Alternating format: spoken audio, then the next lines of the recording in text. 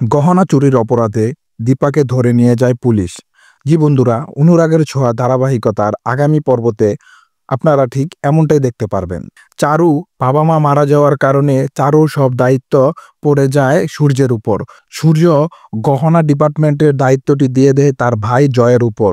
জয় ওই ইভেন্টেরই একটি দায়িত্বে কর্মরত ছিল। ইভেন্টে দেখা যায় জয়ের পাওনাদারদের।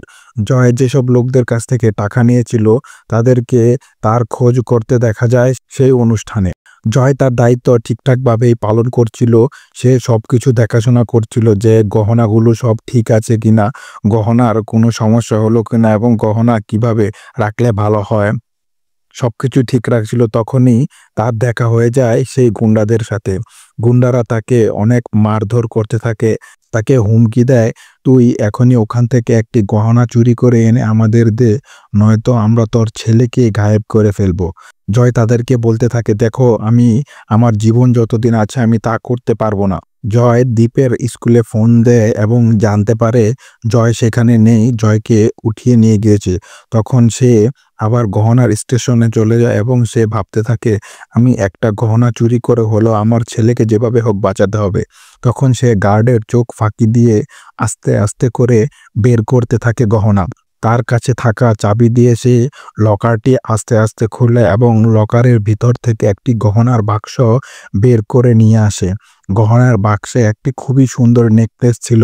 তখন সে সেই নেকলেসটি তার পকেটে ঢুকিয়ে নেয় এবং সেখান থেকে সে আবার চুপি চুপি লকার বন্ধ করে সেখান থেকে পালিয়ে যায়। সে নিজেকে মনে মনে গালি দিতে থাকে। তখন সে যখন রূপার স্টলে গিয়ে বসে, তখন রূপা তাকে কিছু খাবার এনে তাকে দেয়। সে দেখতে পায় সেখানে পুলিশের আনাগোনা। তখন সে নেকলেসটা লুকানোর একটি জায়গা খুঁজতে থাকে। দীপার ব্যাগটি তার চোখে পড়ে। সে দীপার ব্যাগে চুপি চুপি সেই নেকলেসটি রেখে দেয়। তখন পুলিশ সবাইকে বলতে থাকে, কেউ এখন আর অনুষ্ঠান থেকে বের হবে না, একটি বড় ধরনের নেকলেস চুরি হয়ে গিয়েছে, আমরা সবাইকে সার্চ করব, তারপরেই সবাই বেরোতে পারবে। তখন পুলিশ সবাইকে সার্চ করতে থাকে। সূর্য দৌড়ে আসে এবং বলতে থাকে, কি হয়েছে? সূর্যকেও সার্চ করে, কিন্তু লেডি পুলিশ সেখানে কোনো কিছুই পায় না। তখন তারা দীপার স্টলের দিকে যায় এবং দীপার কাছ থেকে তার ব্যাগটি নেয়।